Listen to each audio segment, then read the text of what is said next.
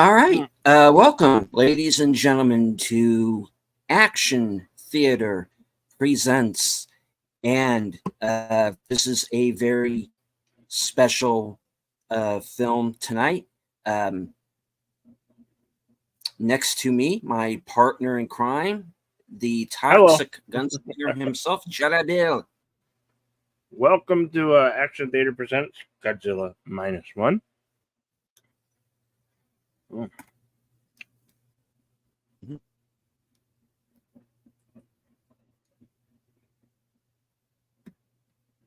All right. Right, ready for this one.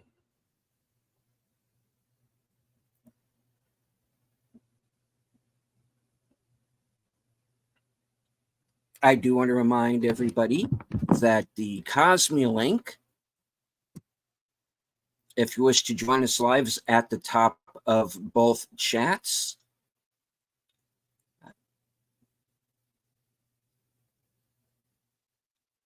If you are not watching live, number one, why not? No. Of course, you will have to watch through other means. Um, this this film is not available on physical media, at least not in this country. There is a box set for about $150 that is available in Japan. However, no physical release here in this country just yet. However, we did get a surprise thanks to, of all streamers, Netflix, who, as of the first of this month, is now showing Godzilla -1. So, Yeah. if you'd like to follow along that way, of course you can do so. But hopefully, we'll get to see you here on Cosby. Yep. Well, we're regretful from you. We cannot show these films here on YouTube because that would be copyright law, and we cannot. As much as we would love to, we just cannot. We're not. We're no major studio, folks. So we hope you will watch along and enjoy the feature film. All right. Let's you ready? I am ready. Okay, here we go.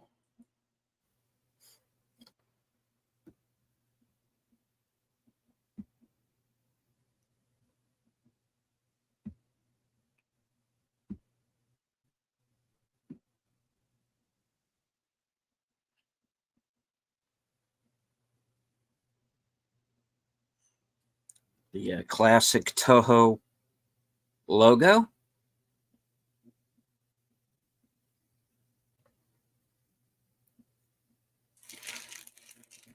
And a card commemorating the 70th year.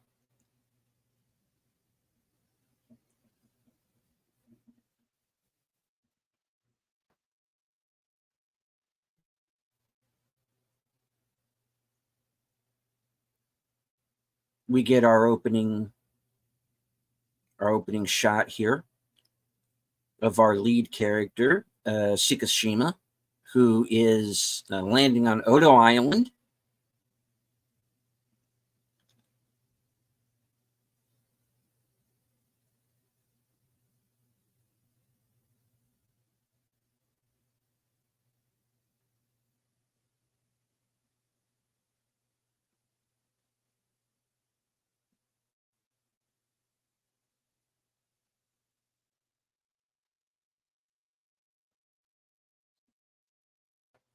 (1945) Odo Island Airfield, the final days of World War II.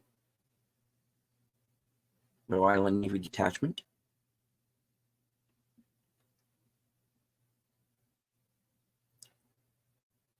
And here we get one of our other lead characters, Tachibana.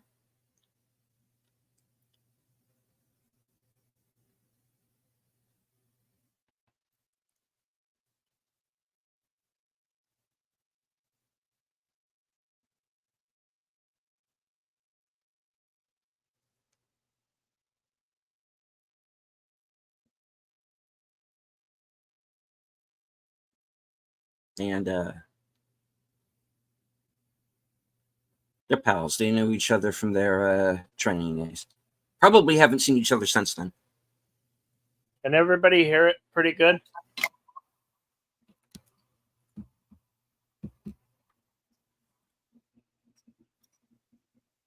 I'm you not hear it having pretty- any issues so far. Okay. I'm good so far. Yeah. Okay. And hello to Edge of Time.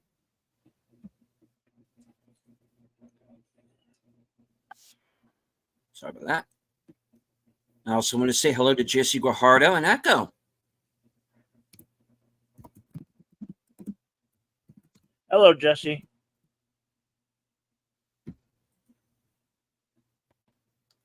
And Echo.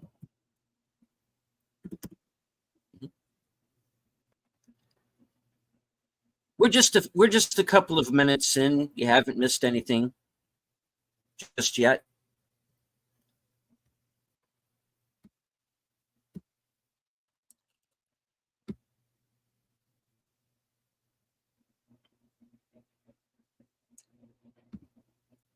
No, Echo. You would have to go to the Cosme room. The link is at the top of the chat. As much as we would like to show this movie to everybody, unfortunately we can't because we don't have the money to pay off Toho. So Yeah. yeah, I I I don't want to get sued, man.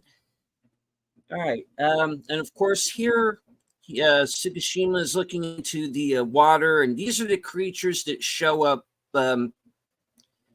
Let you know that Godzilla is somewhere nearby. And of course, here is the air raid siren, and they think they're being attacked.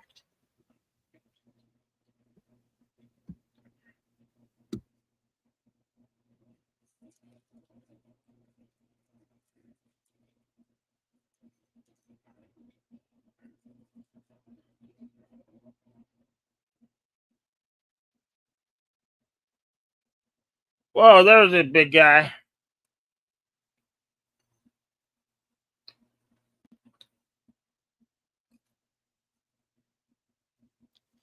They get to Godzilla pretty quickly. We're not even 5 minutes into the movie yet before he shows up.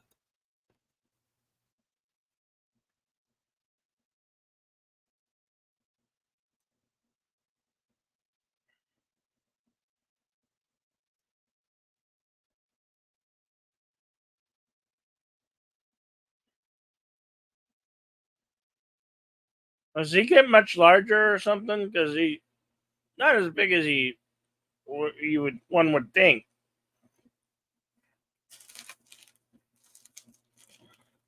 Yes, this is the first iteration of Godzilla. When he gets exposed a little bit later on in the film to the nuclear tests, that's when he becomes 100 proof Godzilla.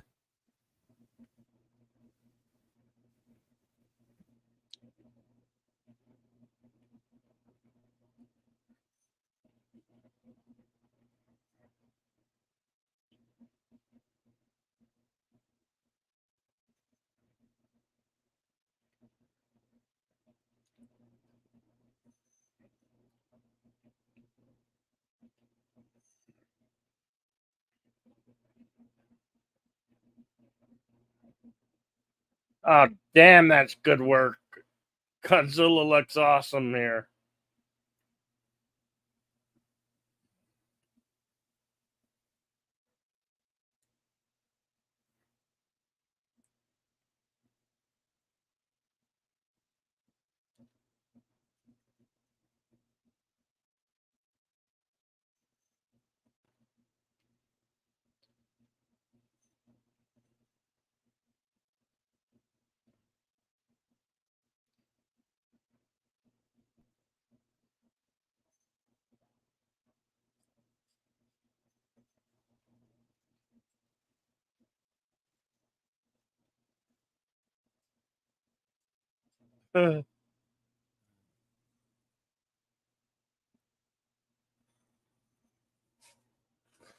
Wow.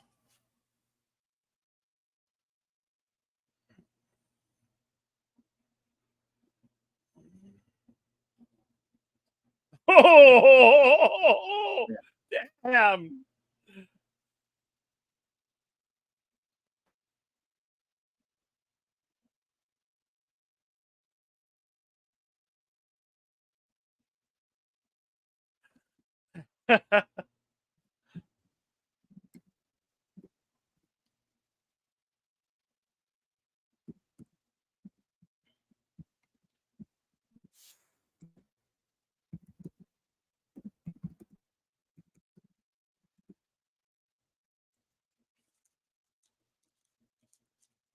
Oh,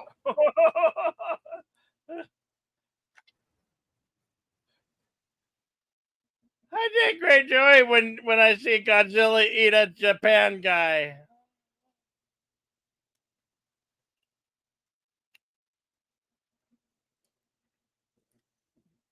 looks pretty unflyable.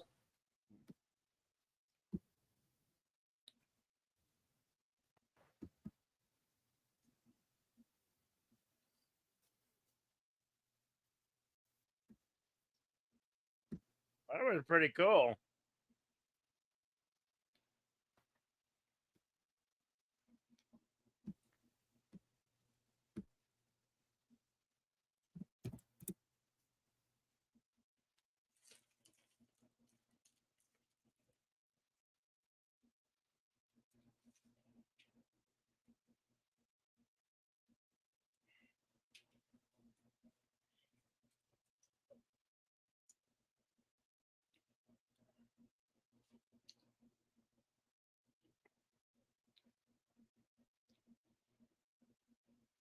And Shikishima wakes up next morning, and he and Tachibana are the only two left.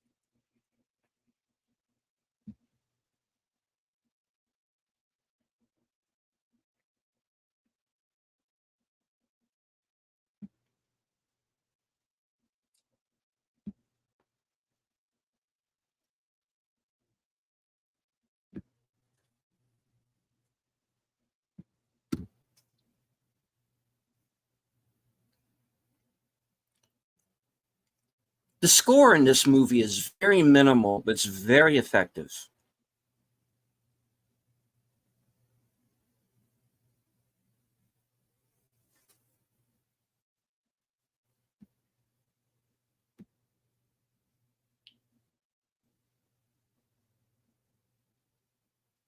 This film is also available on Fandango at home. I actually was able to buy it on sale. I think it was like $15. Pretty reasonable. Do you December know if they're going to 1945, Tokyo. release this to Blu-ray or HD? In this country, there's been no announcement yet, Oh, God. but it is available in Japan.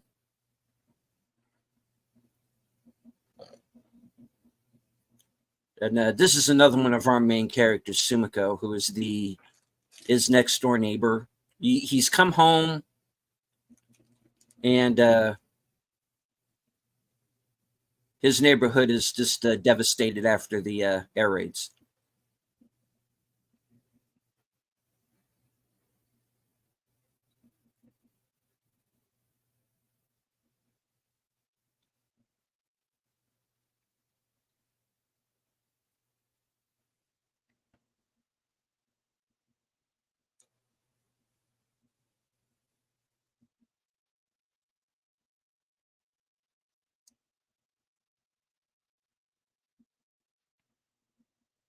Was he supposed to be a kamikaze pilot? Yes. He was supposed to be a kamikaze pilot, and obviously he failed to go splat. And that's going to kind of be what the movie's about in many ways. Is the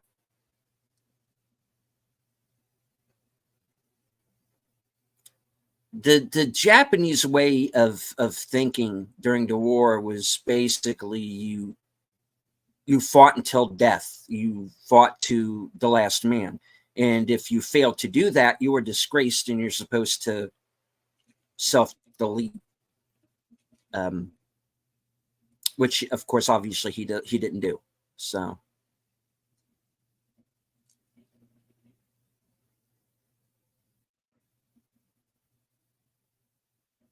and I'll go a little more into that as the movie progresses.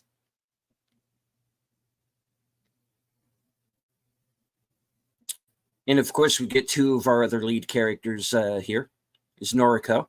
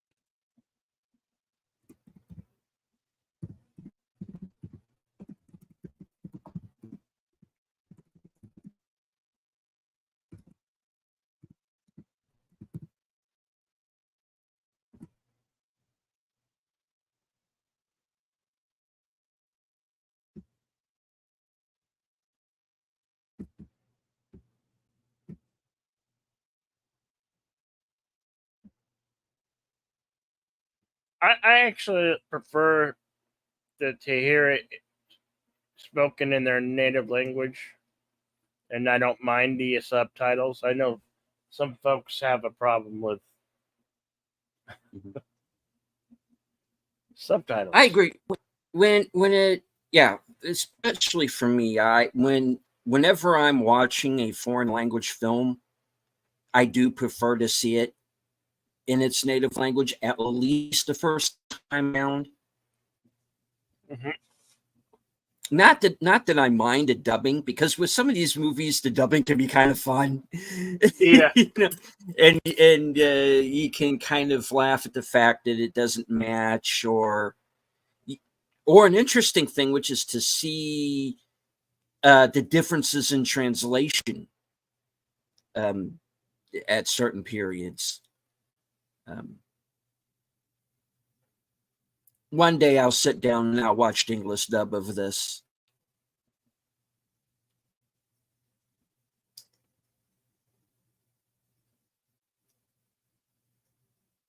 I've also seen the black and white version, which Minus color. personally I kind of prefer the minus Yeah. color. Yeah.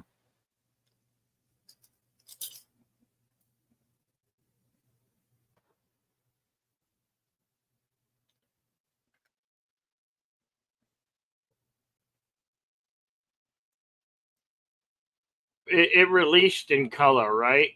Though initially. Yes. Initially, yes.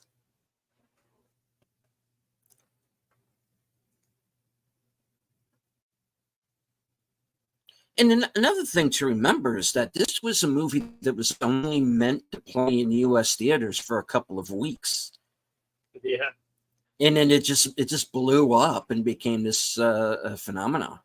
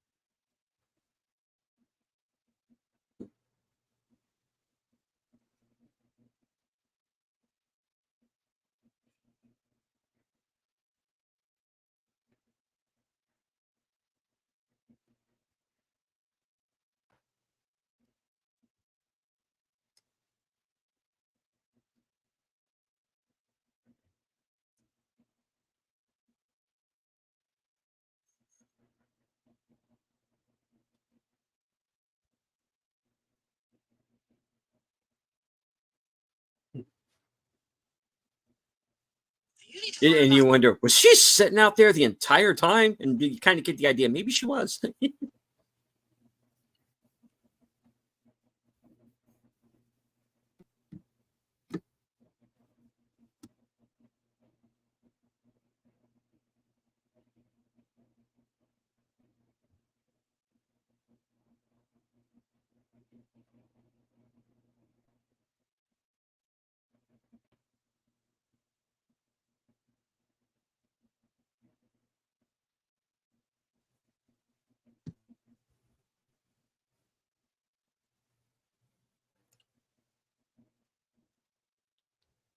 Hello, Tim.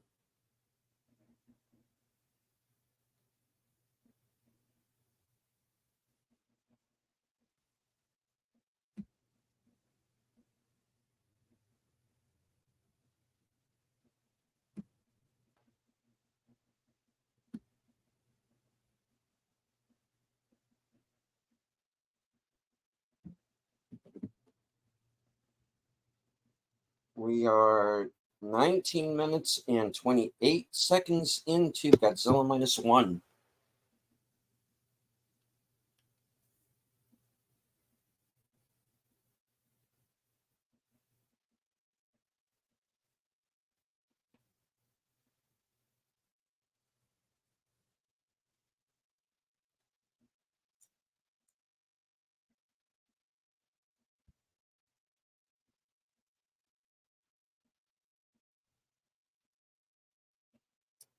March 1946.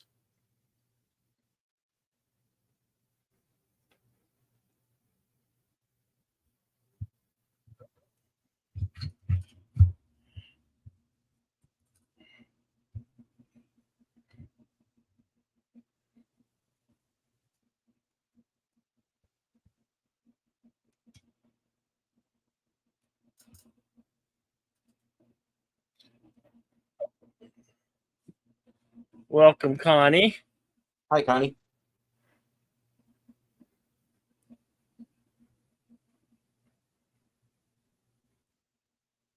Oh, no worries, no worries. Do what you got to do.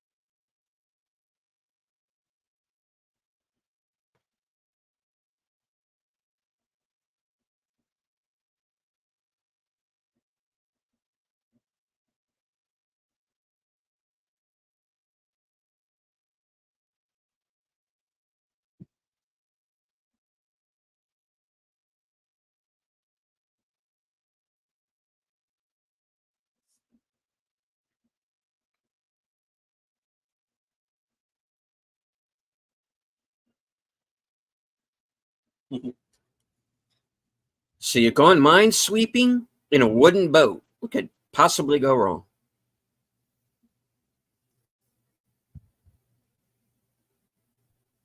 We meet our team.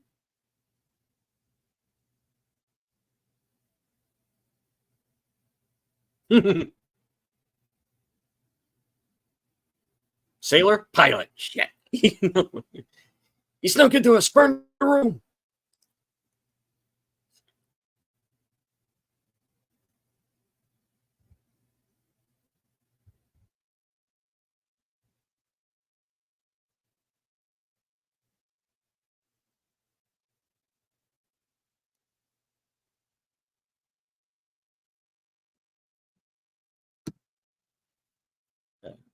So she says one thing to point out here is that during this time, the United States was in Japan supervising the rebuilding of Japan cities under General MacArthur.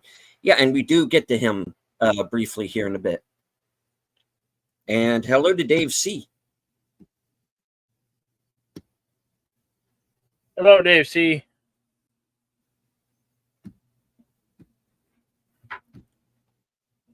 For those of you who have just joined us, you want to follow along, the Cosme link is at the top of the chat.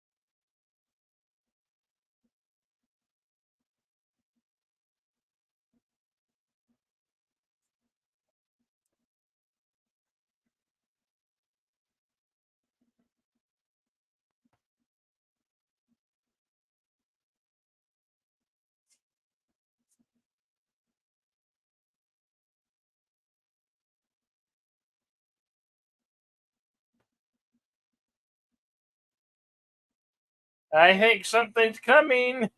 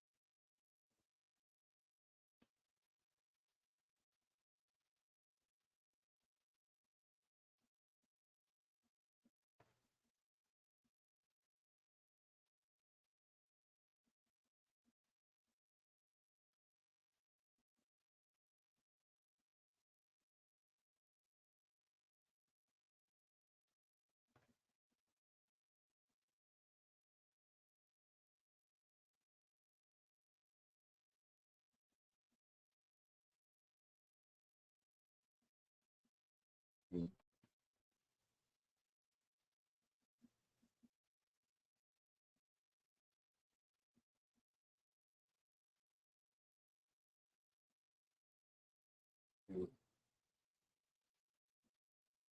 mm,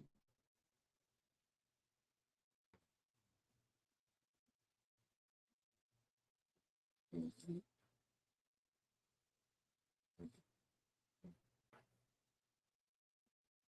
mm, mm, mm, mm, mm, mm,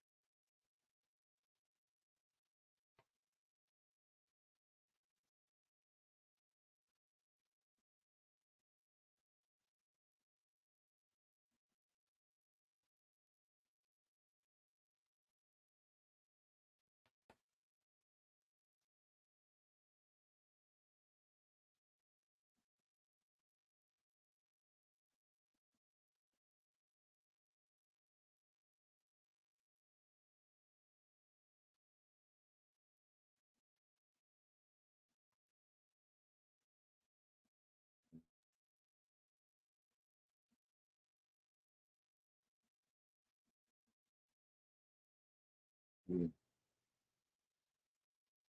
mm. Whoops.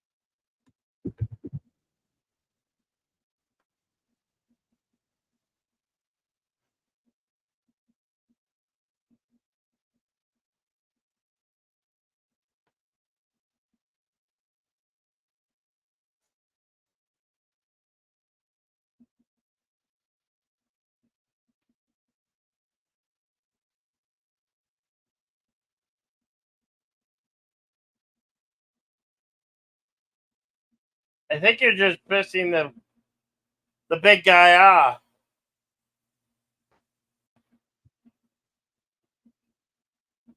I don't think he's happy. I mean, I've got being Godzilla, that is.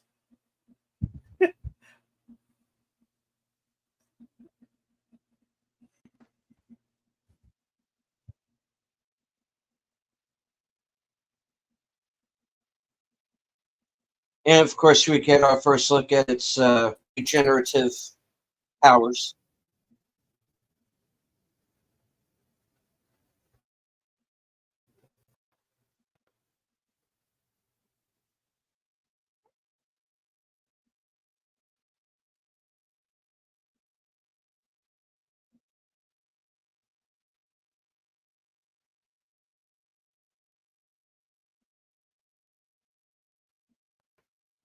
And here comes the warship.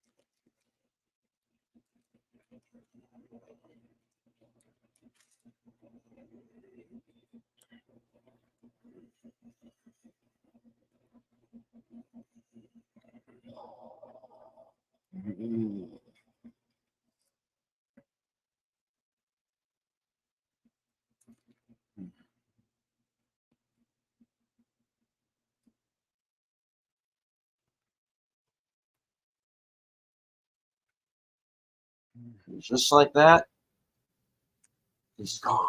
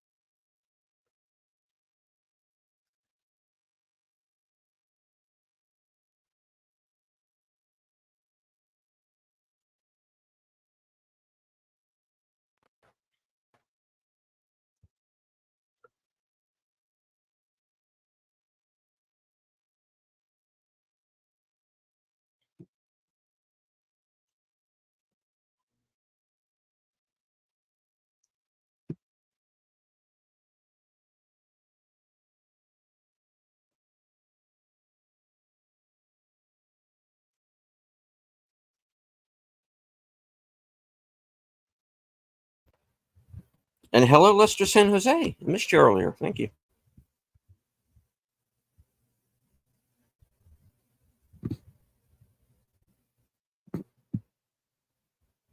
And welcome, Brand Vandersand. Yeah. Oh,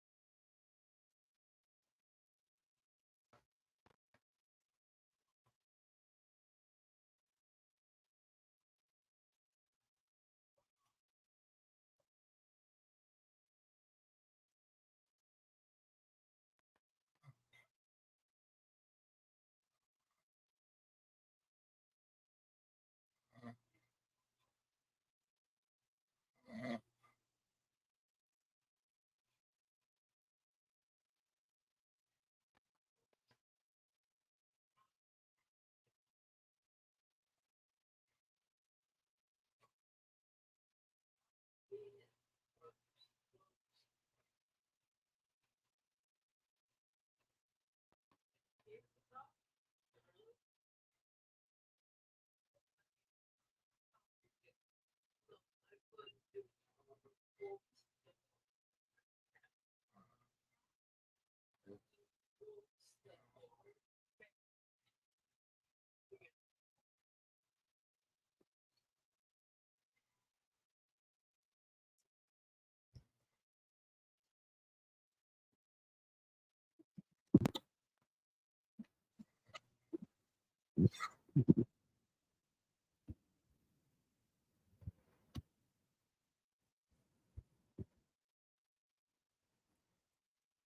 course, there's the attack on Ginza. Now Norika is on the train. Incoming.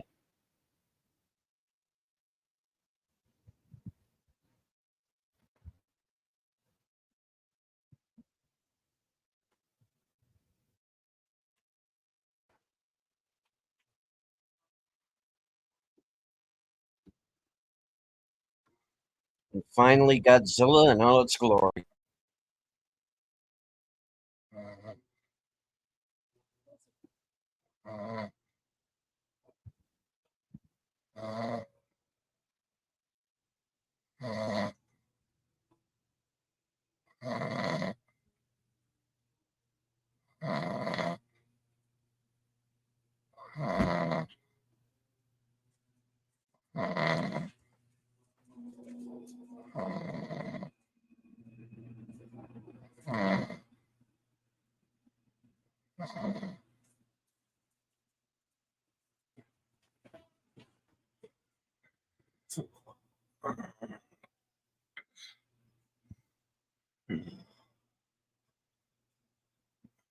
Oh, famous music.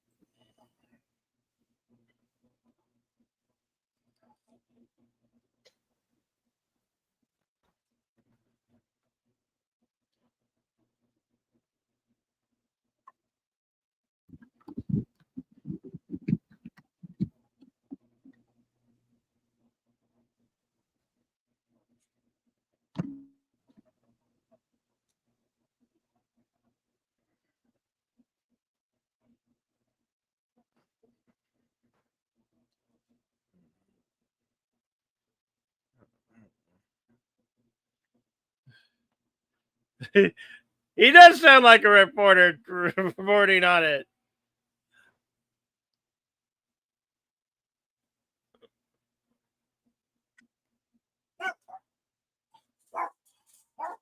Ah, damn, on News Division.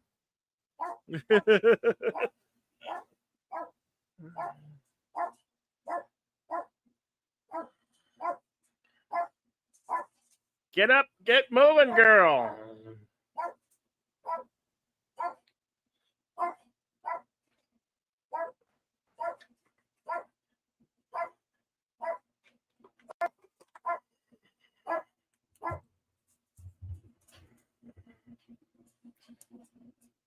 Of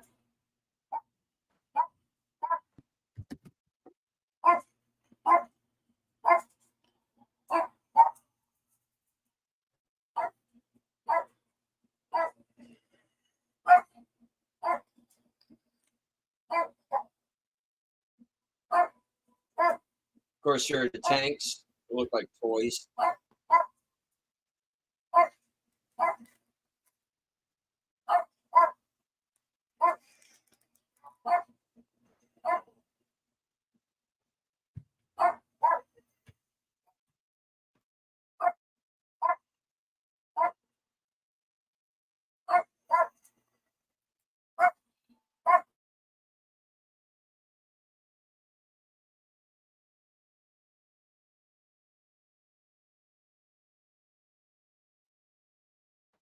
Nine, 8, 7, 6, 5, 4, 3, 2, 1. Ah, here we go. The first atomic breath scene.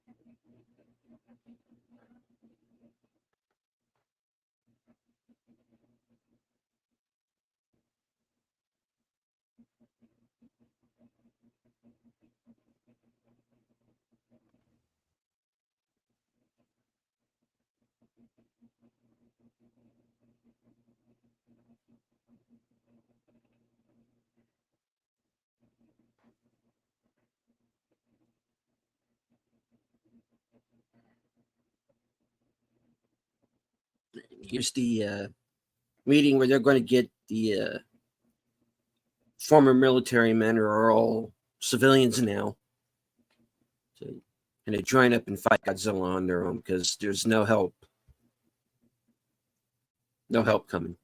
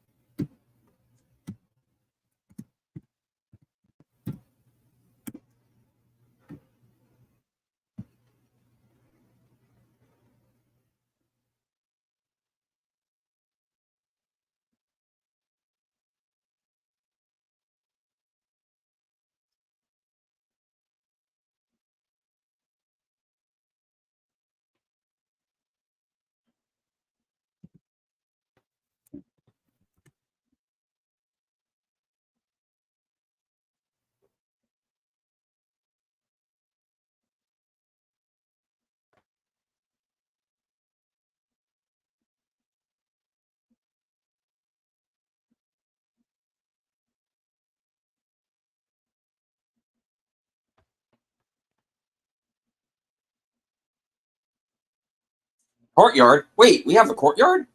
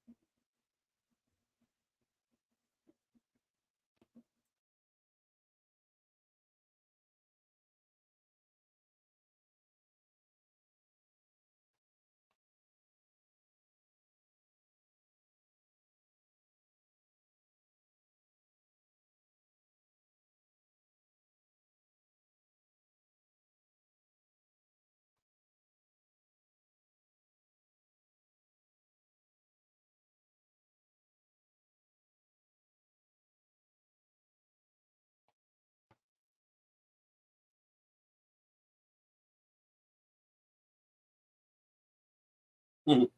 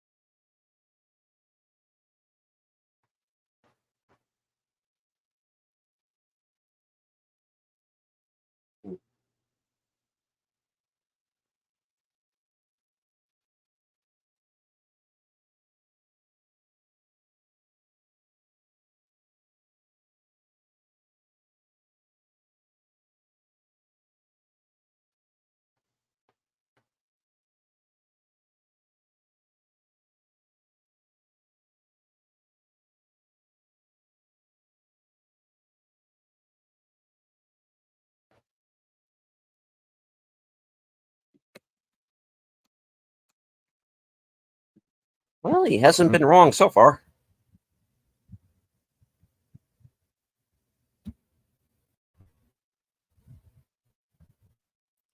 And hello to Big Al Presents and Curtis Shelby.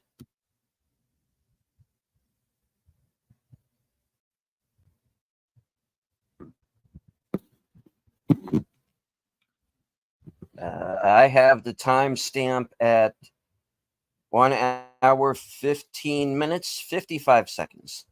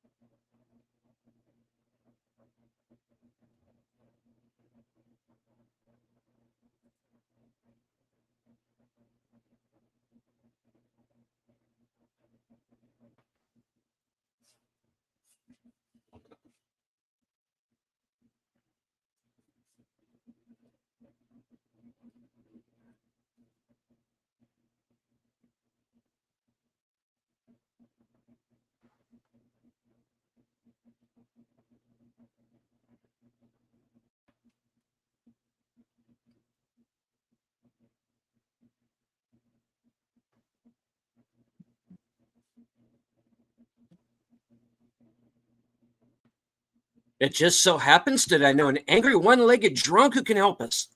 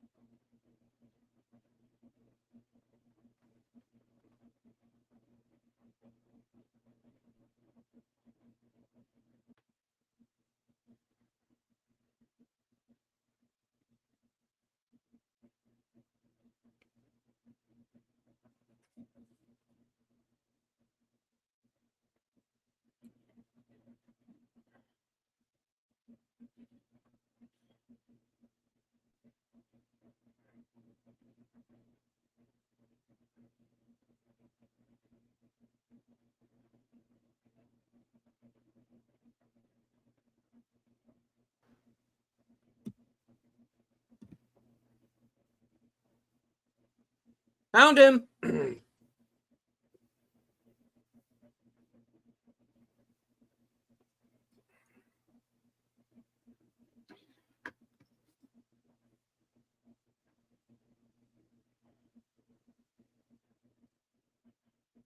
Andrew Koji? Nope, still this guy.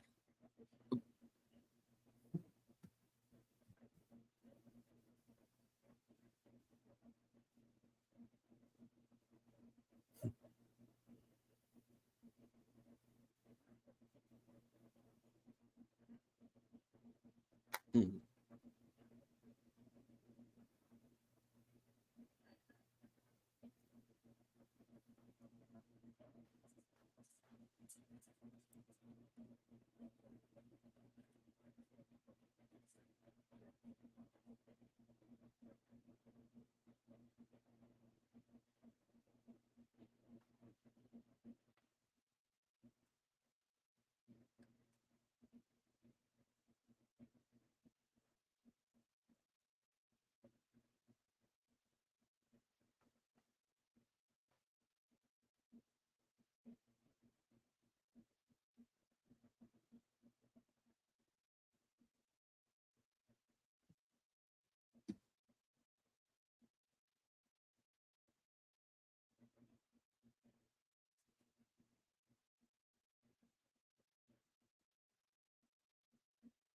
Two men who need to work on their people skills. Let me kill Godzilla.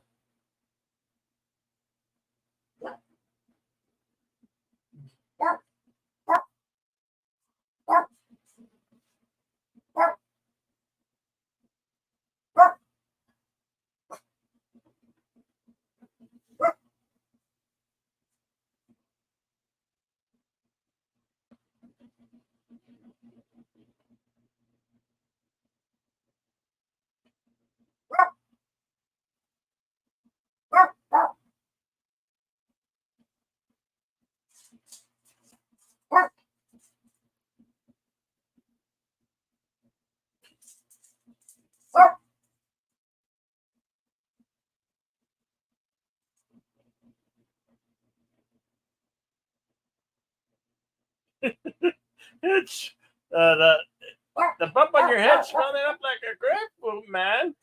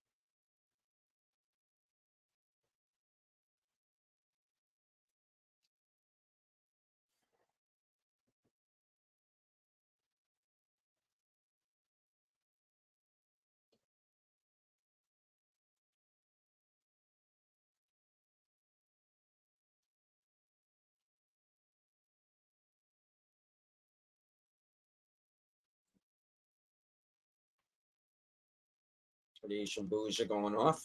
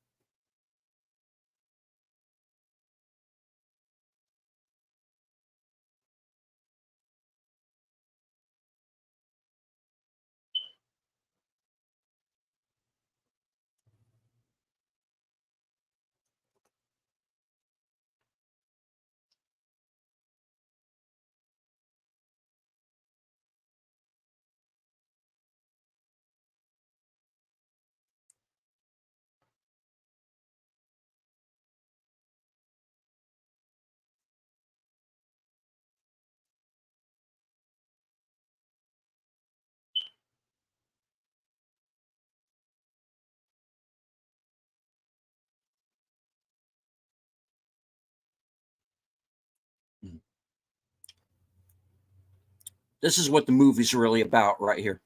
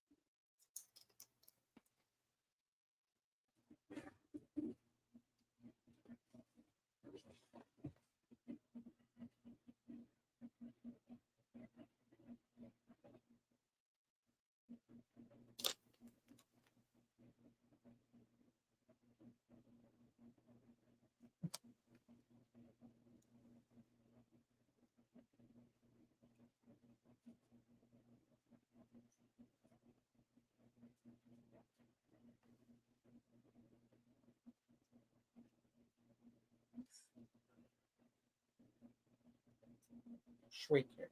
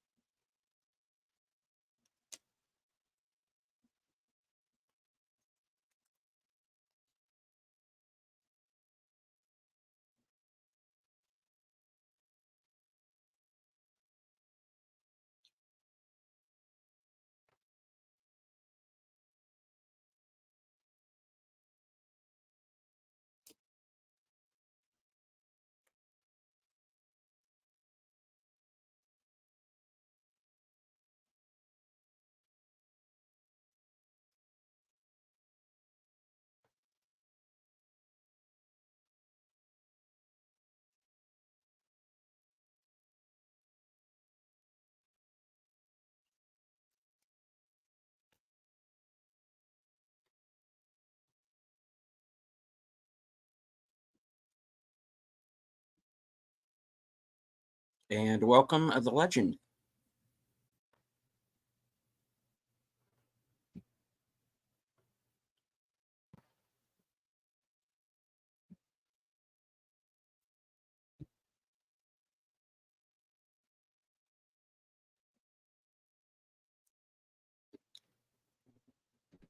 Watching Godzilla -1. The link is at the top of the chat. Well, 1 hour, 32 minutes, 20 seconds in.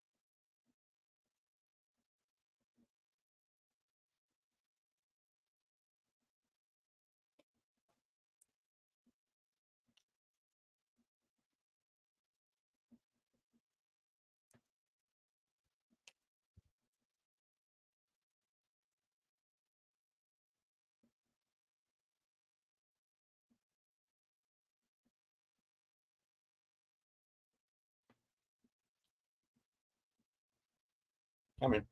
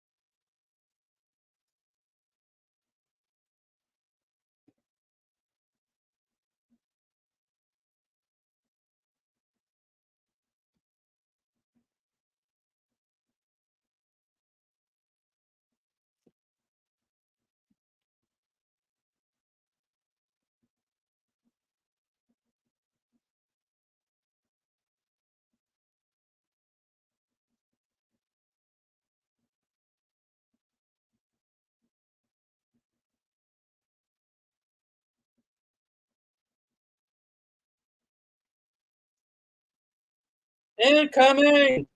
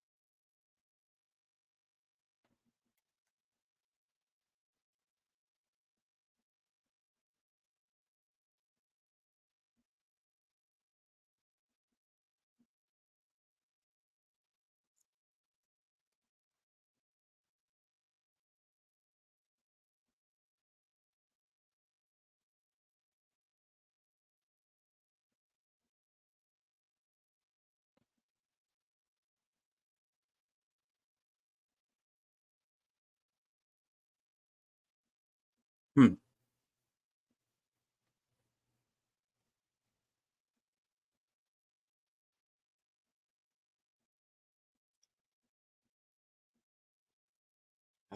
Okay, sure.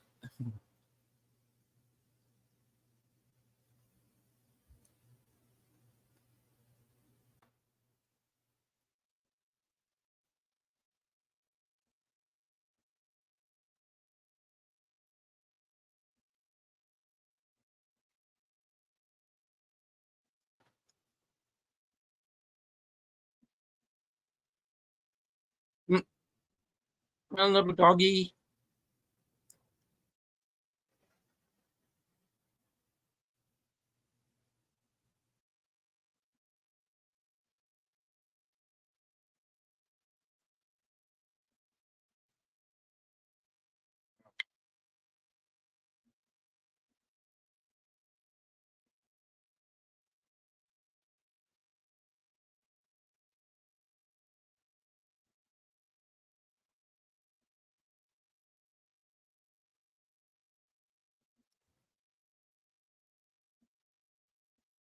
Maverick.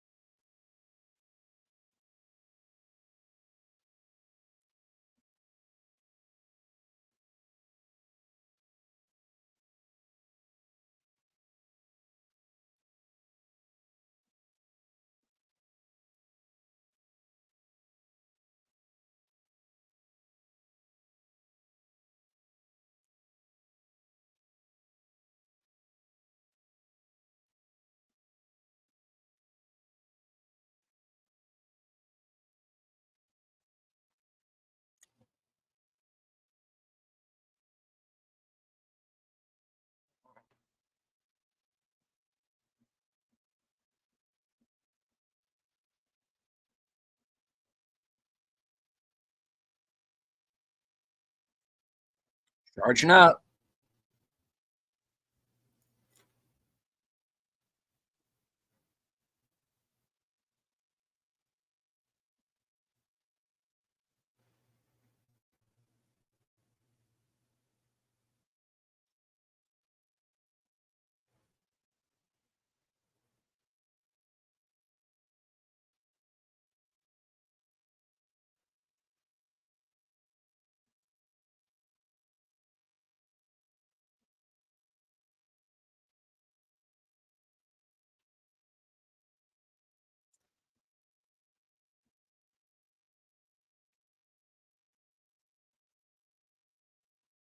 If it, whenever the music starts up like this.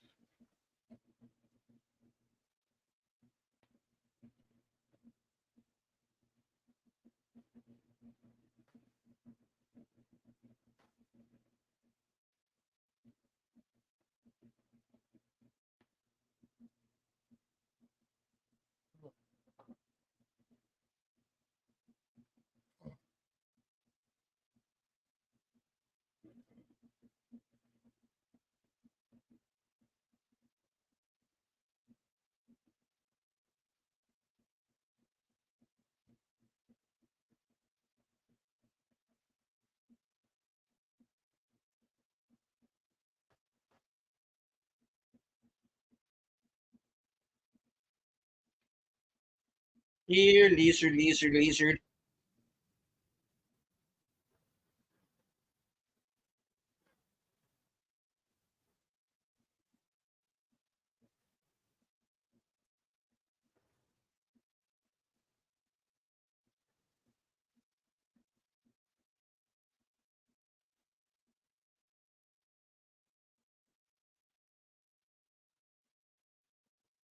Look out!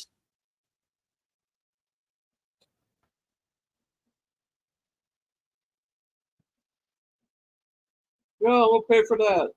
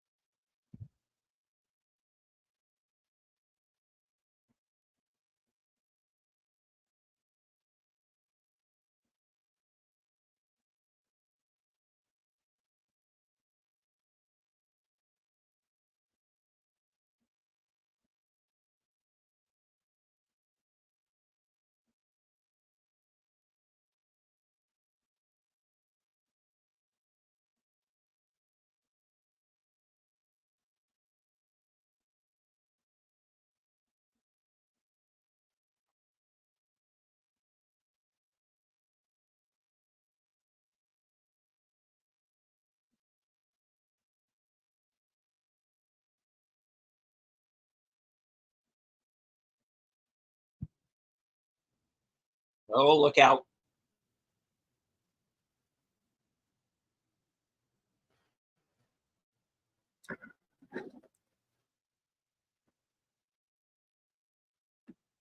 And hello, Putin's cat.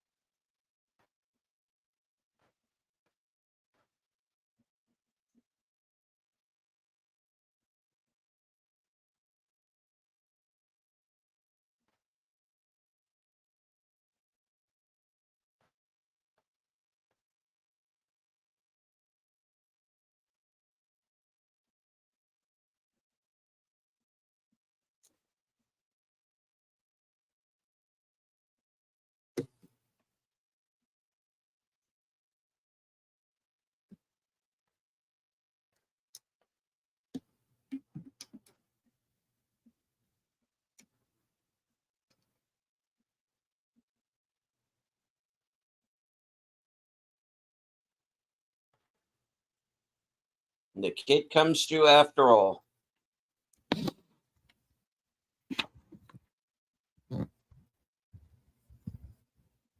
This is their Dunkirk reference, the civilian fleet.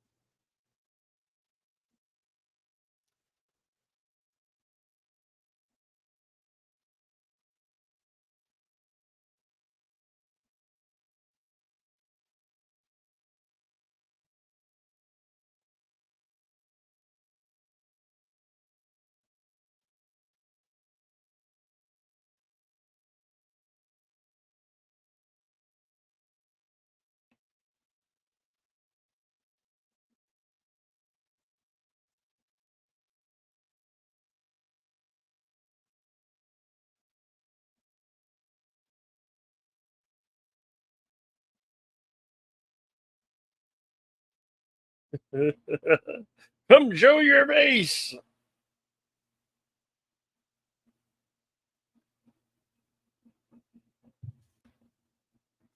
Mm.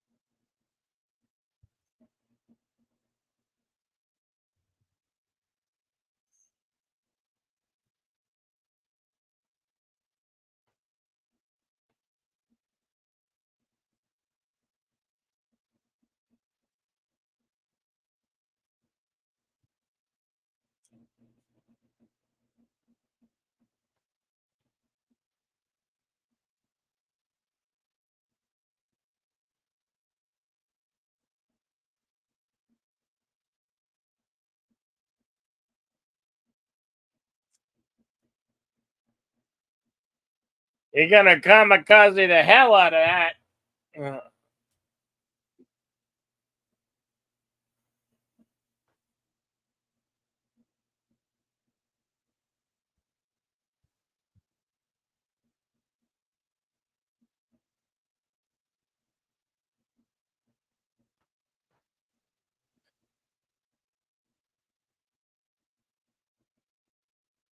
oh, damn.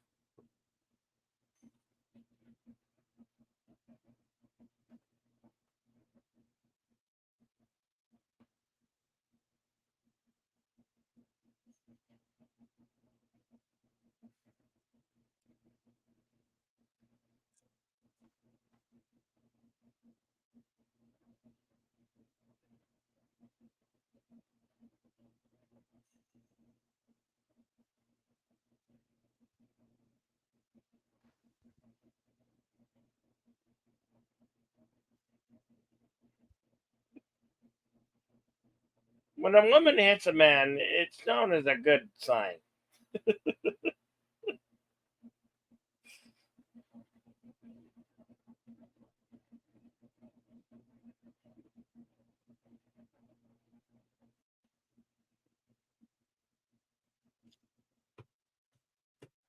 Marco's alive.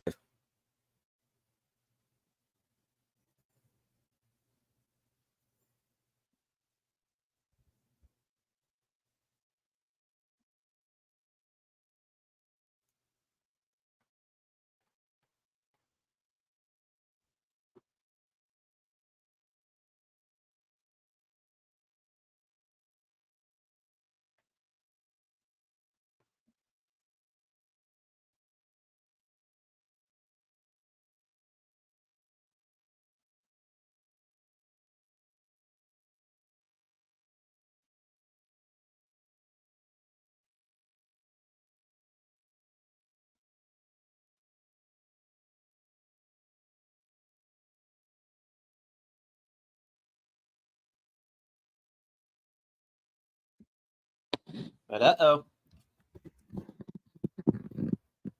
We might have a problem. In fact, we might have to.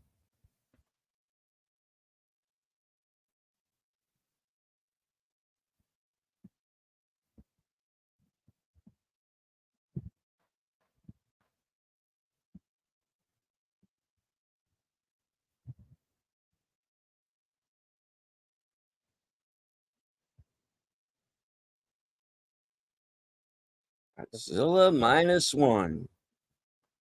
I love the music.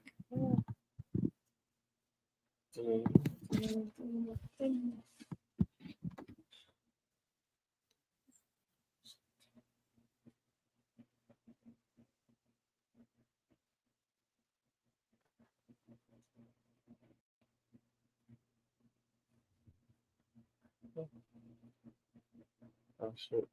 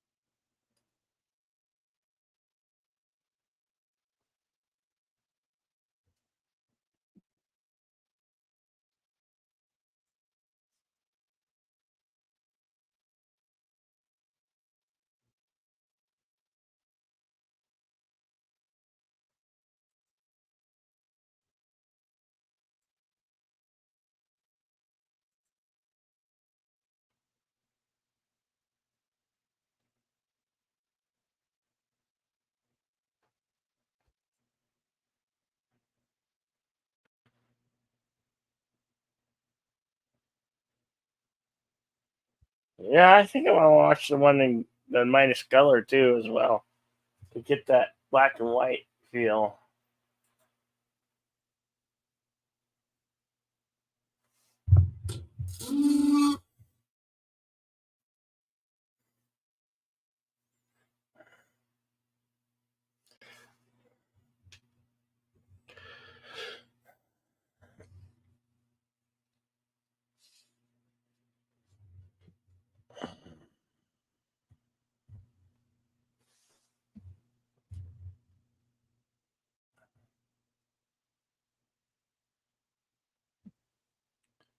All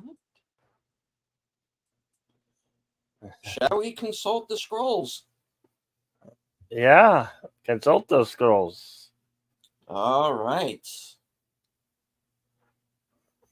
Godzilla -1 was released December 1st, 2023,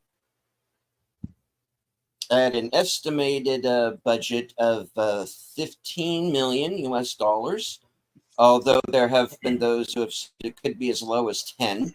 Either way, still impressive. and went on to gross 116 million worldwide. It, of course, won the Oscar for visual effects and went on to another 37 wins with 54 nominations. It was filmed entirely in Tokyo, Japan.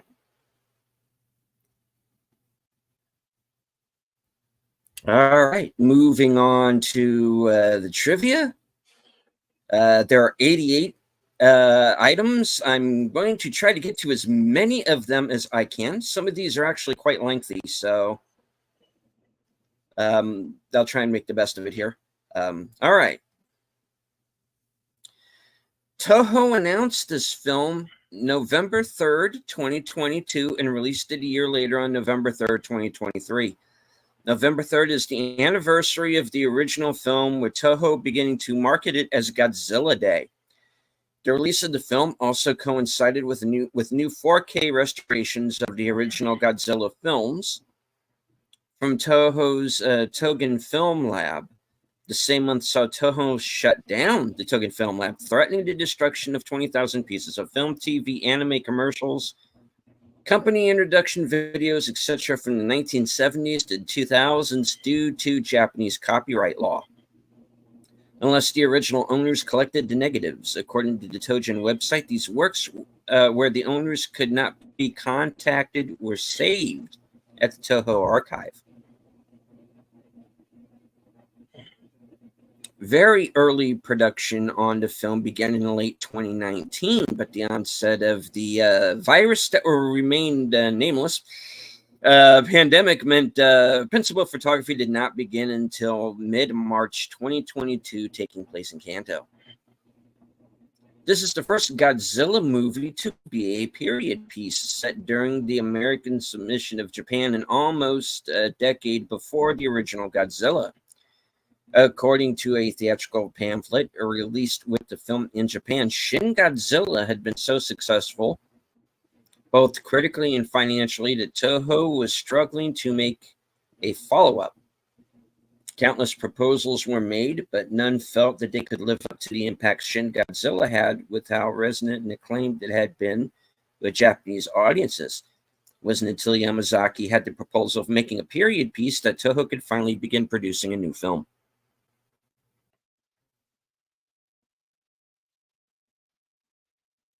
Every Godzilla design gets a nickname from Japanese fans. For this Godzilla, Toho endorsed Negagoji as the official nickname. However, this has given pause to American fans due to the first part sounding similar to a highly offensive word, because everybody's got to be touchy in this country. As such, Americans have taken to alternative nicknames such as Minus Goji.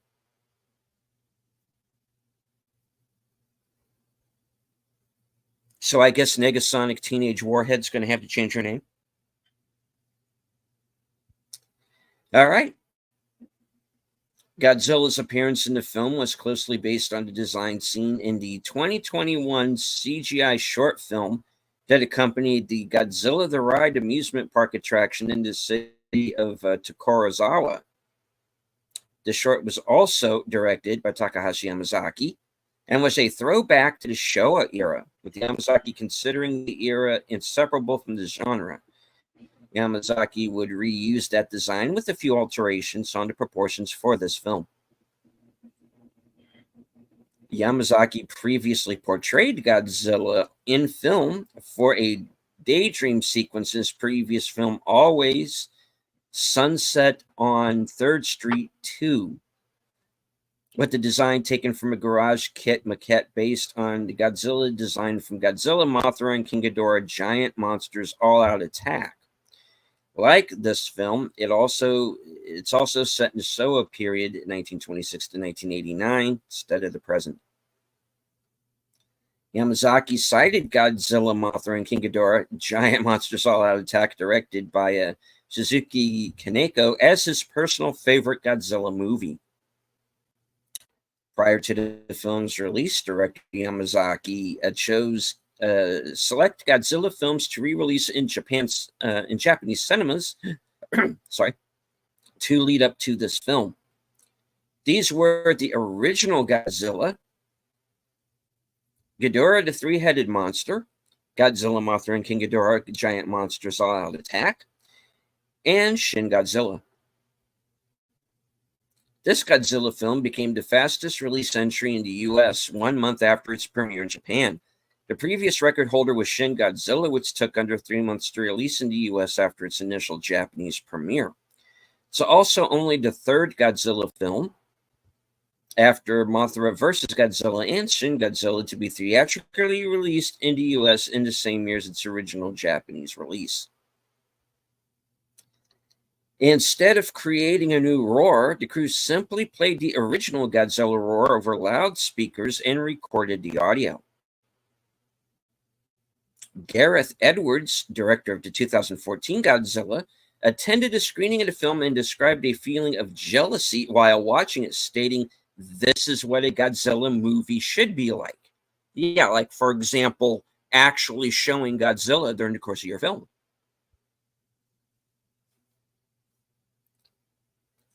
But I digress. When Godzilla uses its atomic breath, its dorsal plates shift outward from its body while lighting up. Referencing Godzilla, Mothra, King Ghidorah, giant monsters all out attack, as the Godzilla suit used in that film had a mechanism to also shift its dorsal plates up in a more subtle manner. Alighting from the tail upwards also references to recent Hollywood films. Yamazaki was a big fan of Shin Godzilla, and his success and visual effects is what finally motivated him to make his own film.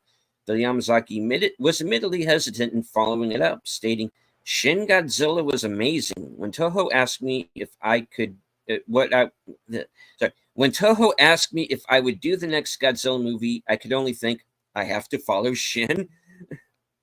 This inspired him to take his film in a different direction to avoid directly imitating it. Nevertheless, Yamazaki hosted a screening with director Hideki Anno and revealed that Anno had actually stopped by during filming, much to the excitement of lead actors Ryunosuke Kamiki and Minami Hamabe, who also starred in Anno's Shin Kamen Rider. Anno complimented Yamazaki's work and praised the Ginza scene in particular. When asked about the differences between the American adaptations and the Japanese originals, Yamazaki stated that while the American Godzilla is only focused on being monstrous, the Japanese interpretation is both monster and as a god. Elaborating, Yamazaki stated the point of international Godzilla is that he's a really powerful monster, but the Japanese Godzilla is halfway a godlike creature in many ways. Not necessarily a religious god, but more like a Japanese god, a malevolent and destructive one. For the Godzilla suite heard during Godzilla's landfall, composer Naoki Sato used the version of the Godzilla theme as arranged by composer Akira Ifukube in Mothra vs. Godzilla. In the second version of the suite for the finale, the main title of the original film is incorporated with the theme from King Kong vs. Godzilla, an arrangement originally created by Akira Ifukube for his Symphonic Fantasia composition in 1983, which was also reused in the end credits of Godzilla vs. Destroyer.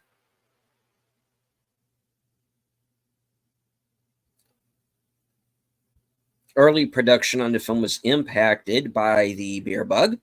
Delay gave director Yamazaki nearly 3 years to revise his story and script. In a theatrical pamphlet that accompanied the film's original Japanese release, Yamazaki commented on how this had an impact on the theme of the film, mentioning that similarly to how Godzilla is about the bombings of Hiroshima and Nagasaki and Shin Godzilla is about the Fukushima nuclear disaster, his Godzilla film was a subtle nod to the pandemic. According to director Yamazaki, his Godzilla includes uniquely Japanese aspects, mentioning there is a concept in Japan called Tetrarigami, spirits that bring calamity. There are good gods, there are bad gods. Godzilla is half monster, but it's also half god. According to Yamazaki, his Godzilla would remain close to the themes of Ishiro Honda's original film, stating, "I loved the original Godzilla and felt I should stay true to that spirit, addressing the issues of war and nuclear weapons." Debuting with 100% on Rotten Tomatoes, reviews from Americans were overall positive, although some criticized and complained about the lack of Godzilla's screen time. When the first negative review was posted, Yamazaki simply tweeted in response, "Finally!" LOL. The name of the protagonist, Sekishima, coincides with the name of a squadron that conducted the first successful kamikaze attack. The Sekishima Squadron, led by Lieutenant Yukio Seki, hit and sank the USS St. Lo in 1944. The character of Tachibana shares the surname with main protagonists of Godzilla, Mothra, and King Ghidorah, Giant Monsters All-Out Attack. The ability of Godzilla's atomic breath to create a nuclear blast was taken from the same film. The lead character's name, Koichi, is a nod to Koichi Kawakita, the special effects director of the late 80s through 1990s Godzilla films. The look of this Godzilla, though done with CGI, was meant to be reminiscent of the classic suitmation technique, with posture more upright rather than leaning forward. The design mixes elements from several prior films, with the strongest influence being the 90s Versus series Heisei era design, which is the generic design Toho has long used for merchandising, and a design from the All Out Attack movie. Yamazaki's early concept art even gave Godzilla pupilless white eyes, much like the GMK incarnation. Although there had been entries in the MonsterVerse series, as well as anime adaptations, lead actress Minami Hamabe promoted this as the first true new Godzilla film in the 7 years since 2016 Shin Godzilla. Yamazaki's film takes inspiration from and homages various Godzilla films. Aside from the original film, All Out Attack also informed Godzilla's antagonistic portrayal. The protagonists being ordinary civilians takes cues from Godzilla Raids Again, including both films having pilots as main characters, and the characterizations are reminiscent of Ishiro Honda's Godzilla films. The main protagonist, Sekishima, shares his character motivation with the main protagonists of Godzilla vs. Megaguirus and Godzilla against Mechagodzilla. The political background dealing with U.S. and Soviet Union tensions is an approach shared by The Return of Godzilla. Godzilla's origins are explored similarly to Godzilla vs. King Ghidorah. Likewise, the film shares a thematic climax of a ragtag group of people coming together to confront Godzilla from Shin Godzilla.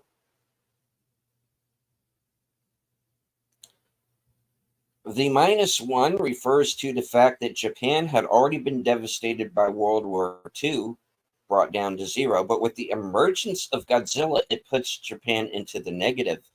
This is reflected in the film's original Japanese tagline, which translates to post-war Japan from 0 to minus.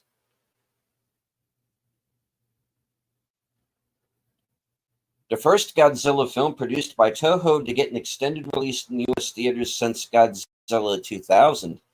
Most subsequent films were released directly to home media in the U.S., while Shin Godzilla was given a limited release by Funimation during the month of October 2016. Also, the first Godzilla film distributed solely by Toho International, since up until Shin Godzilla, Toho had to rely on U.S. distributors to pick up and release their films. Grossed $11.4 million domestically in its opening weekend, more than any other Japanese live-action film. It's also the second most for any non-English live-action film after Hero, with $17.8 million.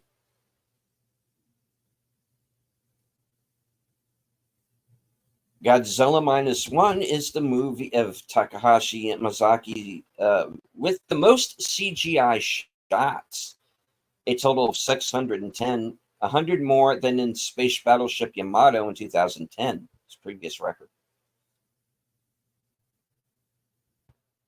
Internet personality and lifelong Godzilla fan James Rolfe called this the best Godzilla film ever made.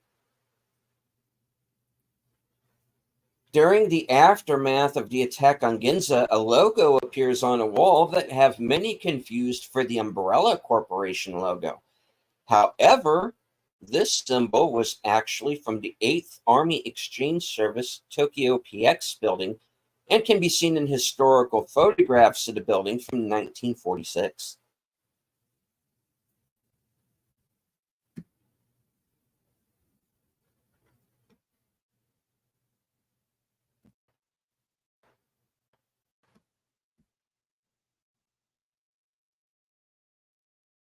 All right. The film did not get theatrically released in China. Korea, Taiwan, and many other Southeast Asian countries, while no official statement was made. Many viewed that Toho avoided releasing the film in these nations due to their animosity and lingering resentment towards Japan during World War II, exacerbated by the film's setting. Okay. I'll do a few more here. In an article on Variety's website dated December 10th, 2023, Godzilla Minus One had a box office total of 25.3 million, making it the highest grossing Japanese live action movie in North American history. It's also believed, though not cited in the article, that having both Godzilla Minus One and The Boy and the Heron as the third and first highest grossing films on the weekend of December 9th is the first time that two Japanese movies reached the top 5 during the same weekend in North American box office history.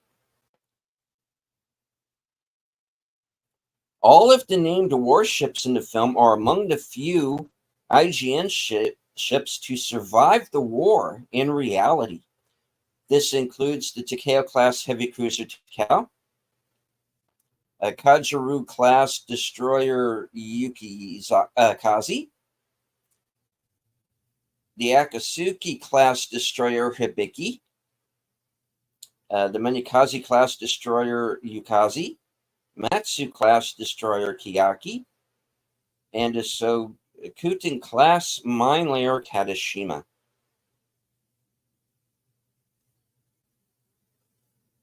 It's the first Japanese Godzilla film to be theatrically released in Brazil since the terror of Mechagodzilla.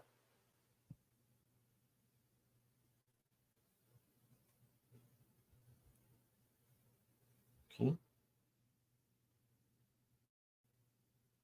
The second non-English language film nominated for the Academy Award for Best Visual Effects after All Quiet on the Western Front, with Godzilla the first one to win.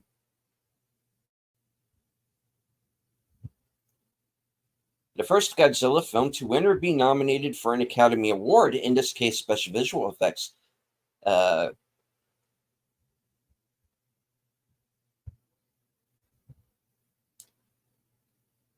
Godzilla 2014 and Godzilla vs. Kong were all on the shortlist for the same award, but didn't make the cut. After releasing, it was rated among Letterboxd's official top 250 narrative feature films for around 4 weeks.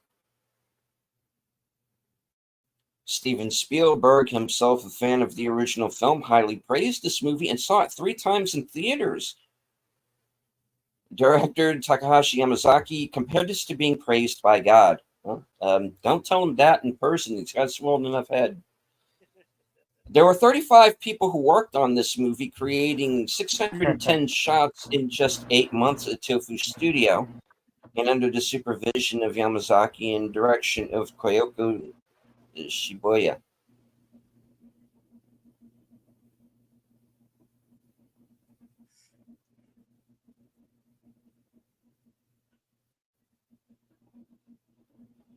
Yamazaki revealed the film isn't a direct response to Oppenheimer, but he'd love to make a film that's like it one day. The filmmaker noted that it was definitely a coincidence that the Christopher Nolan helmed biopic and his Japanese language creature feature came out in 2023. Though he went on to theorize as to why that might be, claiming, I think the threat of nuclear warfare is almost at its highest now than in any other year that most of us have been alive. In some ways, the original 1954 Godzilla was created with that same backdrop in the wake of World War II, asking what it means for these superpowers to develop so many nuclear warheads. I think the fear and threat of it is certainly real, but the timely relevance of the thematic elements are quite striking. This won the 2024 Japanese Academy Film Prize for Best Picture, becoming the second Godzilla film to win Best Picture after Shin Godzilla in 2017.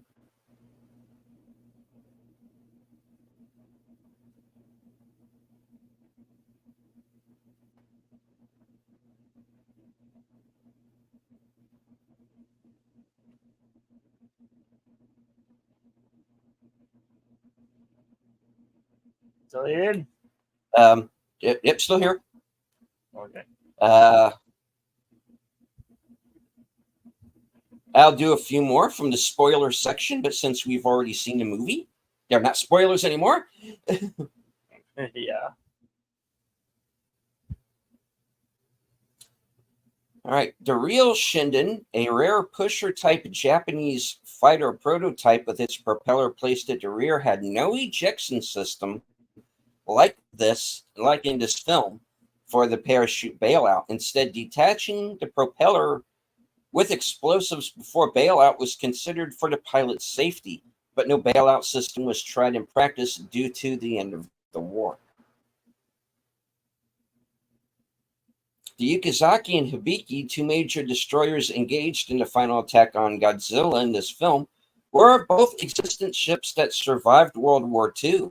After the war, Yukizaki was handed over to the ROC, present-day Taiwan, and Hibiki to the Soviet Union, present-day Russia, as part of wartime compensation, both in 1947. The film ends on the same note that Giant Monsters All Out Attack does. In that film, Godzilla's heart is still beating after its body is destroyed. Godzilla's fate of being killed from inside by his own atomic breath is an homage to the same film. When Shikishima first looks into the cockpit of the Shinden Fast Fighter prototype, the ejection seat is labeled in German. While no ejection seats were installed in the real 1945 Shinden, depicting a German model is historically consistent, as only Germany and Sweden had developed ejection seats by 1945. Excuse me. Okay. Depicting a German model is historically consistent, as only Germany and Sweden had developed ejection seats by 1945, assuming that one of the few cargo submarines making the passage to Japan would have carried some. After Godzilla attacks the Ginza district of Tokyo, there are people surveying the rubble with Geiger counters that read radiation of objects.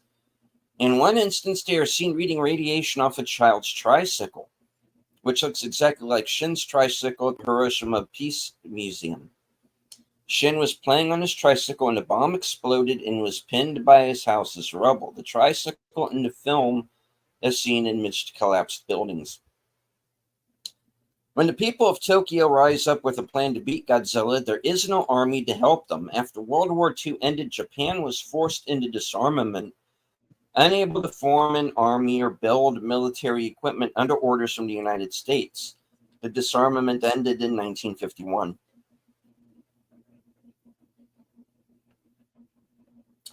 The twist with Shikishima ejecting from the plane before crashing it into Godzilla's mouth is spoiled earlier on if you can read German.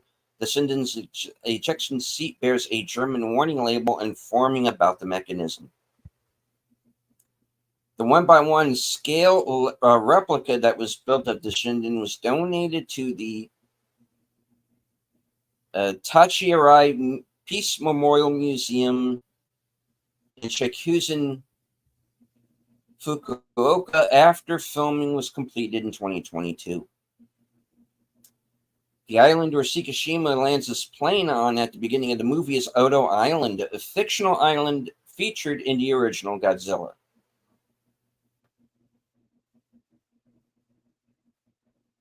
While the dialogue makes numerous references to the U.S. occupation of Japan, no U.S. military personnel are shown in Tokyo throughout the movie. The only visual reference is indirect when three young Japanese women dressed in American fashion are shown smoking cigarettes, strolling leisurely down the road in 1946. This is a reference to the red light industry serving to sexual solicitations of U.S. GIs during the post-occupation. Rather than reuse stock footage of the Operation Crossroads nuclear tests, it was recreated entirely with CGI. The depiction of the floating dead fish with their insides sticking out is accurate. Deep sea fish often appear to have their tongues sticking out when brought to the surface due to changes in pressure. The gas-filled swim bladder, which helps control their buoyancy in deep waters, expands as they ascend, pushing their jaw and tongue forward. This phenomenon is known as barotrauma. Causes the protrusion and gives the impression of their tongue sticking out when infected. It's a response to the pressure difference between their deep sea environment and the surface. They were hoping this is how Godzilla will meet his demise. Godzilla's rampage in the Ginza district of Tokyo takes many cues and has direct nods to the original 1954 film, including Godzilla biting down on a train, destroying the Waco building, and causing the deaths of onlooking reporters and the destruction of the Nishigeki Theater. Godzilla has 11 minutes of screen time, meaning he's only in 9% of the film's runtime. This is 6 minutes less than the prior entry's Shin Godzilla, which was 17 minutes for 15% of its runtime, and 2 minutes more than the original Godzilla, which was 9 minutes for 9% of its runtime. Seemed like more, didn't it? All right.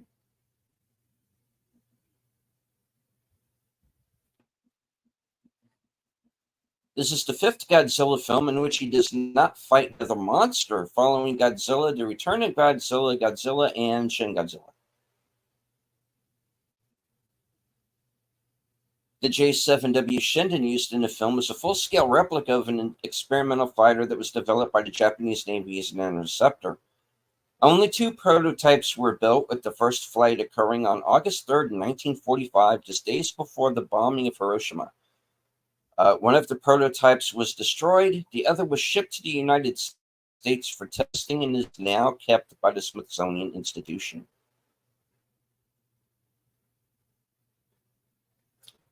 Director Yamazaki reintroduces Godzilla's origin as a dinosaur-turned-monster by nuclear testing. The original 1954 Godzilla was closely modeled after the then understanding of dinosaurs, such as the Tyrannosaurus stegosaurus and Iguanodon.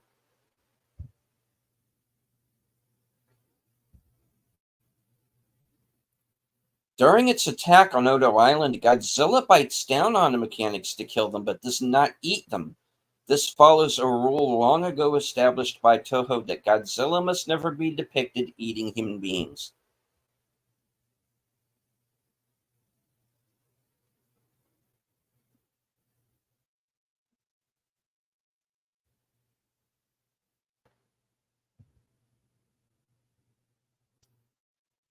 All right, I'll read a few more here and then finish up. Heavy cruiser Takao is stated to be returning from Singapore, given back to Japan as a means of defending against Godzilla rather than disposing of the ship. This is true to the real ship's history, as she was stranded in Singapore with severe damage when the war ended and ultimately sunk as a target ship after the war.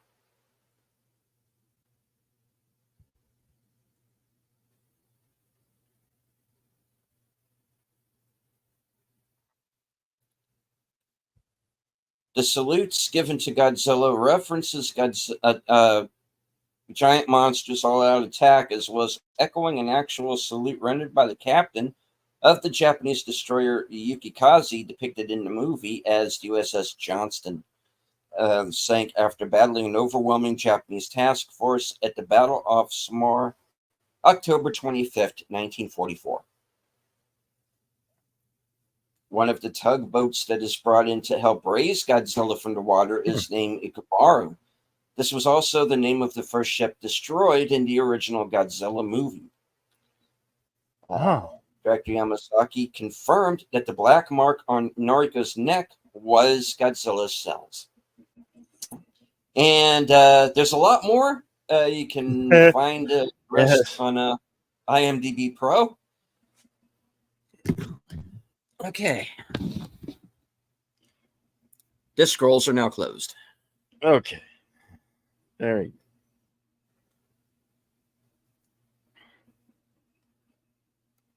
go.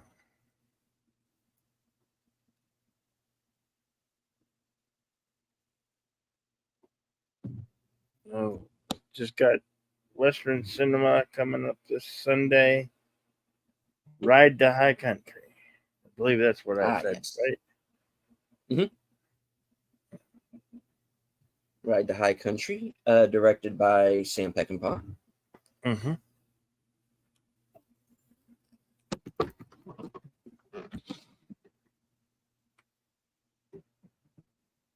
You got a weekend update later? I do. That is set for 11:30 p.m. Eastern. That may be pushed back, but as of right now, that is the plan.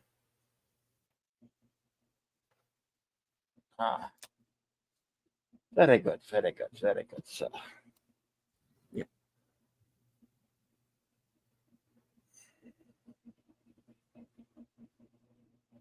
Thank you all for coming this evening.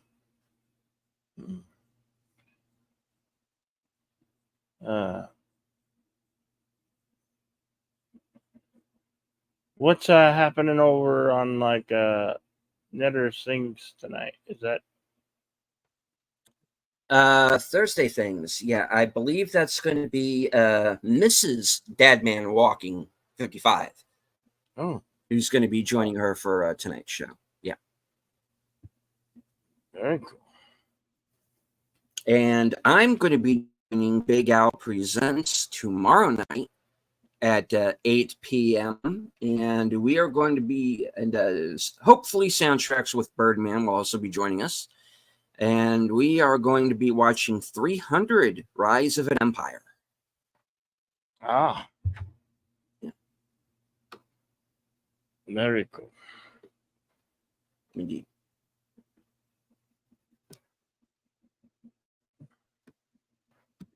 All right. Well, I hope that everyone enjoyed the show.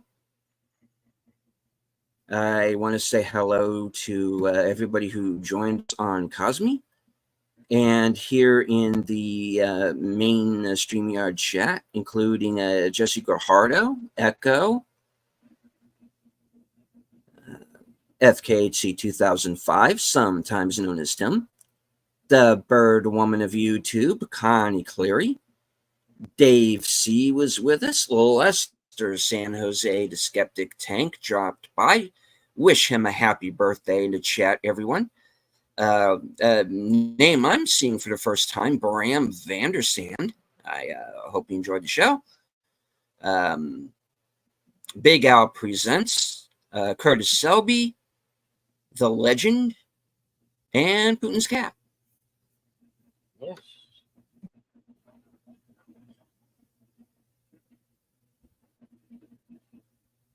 Always remember to be excellent to one another.